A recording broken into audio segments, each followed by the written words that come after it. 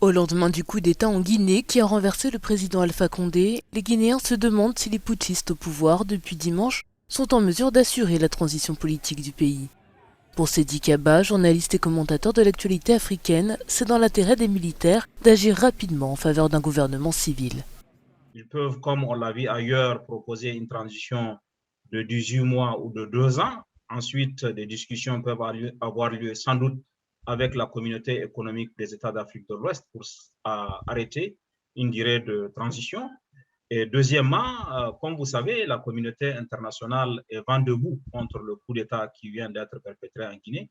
Une façon de la rassurer, c'est de proposer une transition à la fois militaire et civile, avec peut-être un président de transition militaire et un gouvernement civil. Tout ça doit faire l'objet de discussions, mais il est dans l'intérêt des militaires d'arrêter très vite parce que les gens, le temps joue contre eux.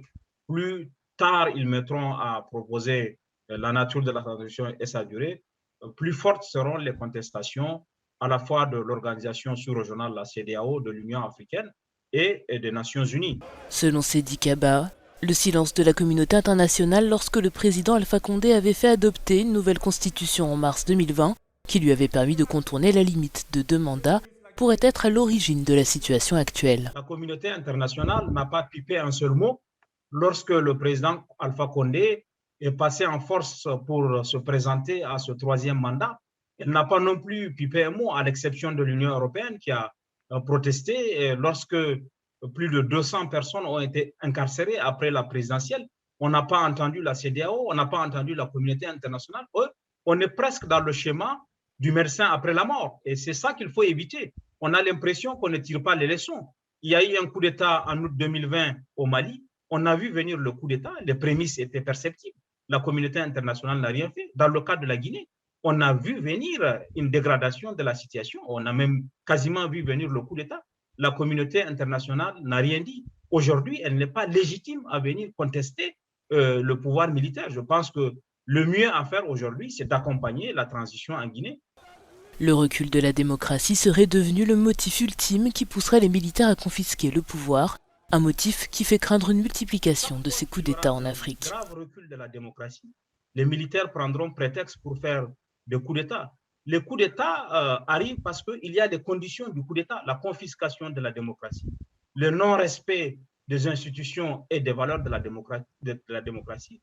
Il est à craindre, après le Mali qui a connu 2 coups d'État, puisqu'il y a eu un coup d'État de Assimi Goïta 1, Assimi Goïta 2, la Guinée qui vient de connaître un coup d'État.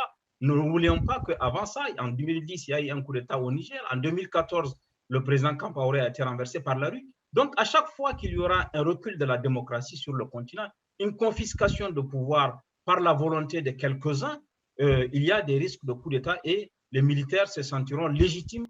La communauté économique des États de l'Afrique de l'Ouest a condamné la prise de pouvoir du lieutenant-colonel Mamadi Doumbouya.